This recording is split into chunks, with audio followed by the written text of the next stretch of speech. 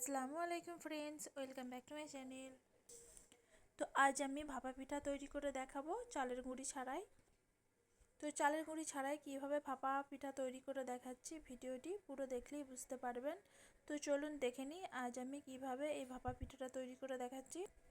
তো প্রথমে এখানে আমি নিয়েছি মুড়ি। তো মুড়ি দিয়ে আজ আমি ভাপা পিঠা তৈরি করে দেখাবো। তো এখানে 2 বাটি মতো মুড়ি নিয়েছি। তো আপনারা যে কোনো মুড়ি নিতে পারেন। তো অনেক সময় দেখা যায় বাড়িতে কিছু মুড়ি থাকে যেগুলো হয়তো নরম হয়ে যায়, সেই মুড়ি দিয়েও আপনারা এই রেসিপিটা তৈরি করতে পারেন। তো এখানে আমি 1 গ্লাস মতো পানি দিয়ে মুড়িটাকে ভালো করে ধুয়ে নেব। তো পানির সাথে মুড়িটাকে খুব ভালো করে একটু ভিজিয়ে নিচ্ছি। তো মুড়িটাকে আমি এভাবে ধুয়ে নিচ্ছি। ধুয়ে নেবার পরে একটি মিক্সার জার নেব, নিয়ে ভালো করে পেস্ট তৈরি করে নেব। মুড়িটা আপনারা মিক্সার জার ছাড়াও এমনিতেও করে নিতে পারেন শিলবাটায়। তো এখানে আমি দেখুন একটা মিক্সার জারের মধ্যে মুড়িটাকে ঢেলে নিচ্ছি, আর পানিটা দিচ্ছি না। তো তারপরে এখানে আমি অল্প পানি দিয়ে মুড়িটার একটি পেস্ট তৈরি করে নেব। তো এখানে দেখুন মুড়িটা খুব সুন্দরভাবে পেস্ট তৈরি করে নিয়েছি। মুড়িটা চেষ্টা করবেন খুব বেশি পানি না দিয়ে। তো খুব বেশি পানি দিলে দেখবেন মুড়ির ব্যাটারটা একটু নরম হয়ে যাবে। তো এখানে আমি দিয়ে দিলাম 1 কাপ মতো টক দই। তো টক দইটা দেওয়ার পরে খুব ভালো করে মিশিয়ে নিতে হবে। টক দইয়ের মধ্যে দেখুন দলা দলা পেকে আছে, এটা না থাকা অবধি। তো এখানে আমি দেখুন মুড়ির সাথে টক দইটাকে খুব ভালো করে মিশিয়ে নিয়েছি। আর তারপরে এখানে আমি দিয়ে দিলাম 2 থেকে 3 চা চামচ মতো সুজি। তো সুজিটা দেওয়ার পরে খুব ভালো করে মিশিয়ে নেব। তো সুজিটা দেওয়ার পরে এখানে দেখুন ব্যাটারটা একটু টাইট মতো হয়ে আছে। তো তারপরে আমি এখানে দিয়ে দেব অল্প পরিমাণে লবণ। আপনারা চাইলে এখানে 1 থেকে 2 চা চামচ মতো চিনিও অ্যাড করতে পারেন। তো লবণটা দেওয়ার পরে খুব ভালো করে আমি মিশিয়ে নিচ্ছি। তো এই সুজিটাকে যত বেশি দেখবেন মুড়ির সাথে মেশানো হবে, ততই দেখবেন পিঠাগুলো ফুলা হবে। তো এটা আমি 10 মিনিটের জন্য ঢাকা দিয়ে রেখে দিলাম। তারপরে স্টেপে চলে আসলাম। তো এখানে আমি নারকেলের পুরটা তৈরি করে নেব। তো নারকেলের পুরটা তৈরি করার জন্য এখানে আমি হাফ বাটি মতো গুড় নিয়েছি। আপনারা মিষ্টিটা আপনাদের পছন্দ মতো দিয়ে নেবেন।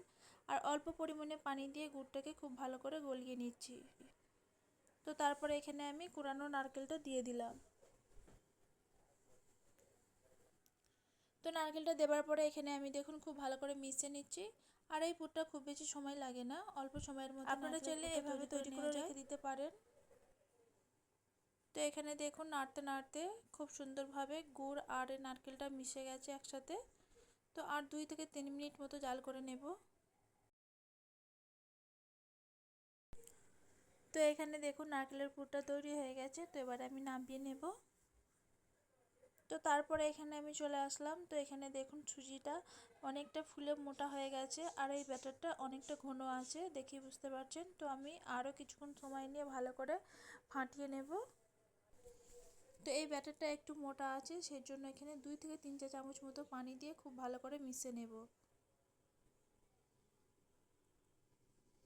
তো এই ব্যাটারটা খুব বেশি পাতলা করব না, একটু মোটা মোটা মতোই রাখবো। আর এখানে আমি দিয়ে দিচ্ছি 1 চা চামচ মতো বেকিং পাউডার।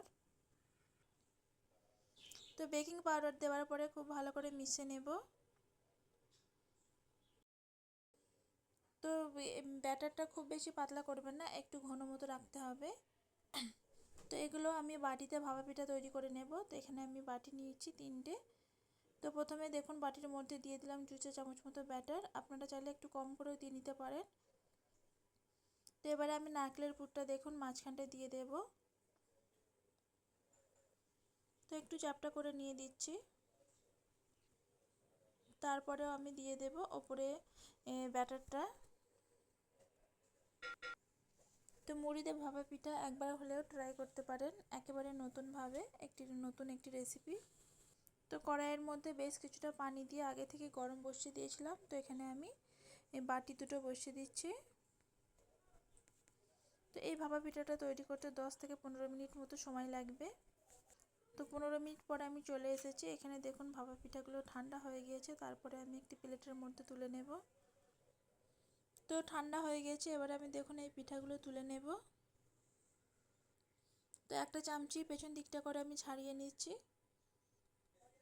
তো মুড়ির ভাপা পিঠাগুলো অনেকটা নরম হয়েছিল, আপনারা দেখলেই বুঝতে পারবেন। আর কতটা সুন্দর দেখুন বাটি থেকে ছেড়ে যাচ্ছে।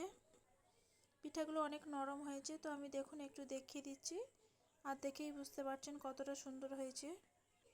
তো এখন অবধি আমার যারা সাথে আছেন তাদেরকে জানাই অসংখ্য ধন্যবাদ। আর এই ভিডিওটি যদি আপনাদের কাছে একটুও ভালো লেগে থাকে প্লিজ সাবস্ক্রাইব আর লাইক করে একটি দেবেন। আর সাবস্ক্রাইব করলে পাশে থাকা বেল আইকনটি অবশ্যই ক্লিক করবেন, এতে করে আমার ভিডিওর ছোট ছোট নোটিফিকেশান সবার প্রথমে আপনাদের কাছে পৌঁছে যাবে। তো ভিডিওটিকে আর বেশি বড় করলাম না, এখানেই শেষ করলাম। আল্লাহ হাফিজ।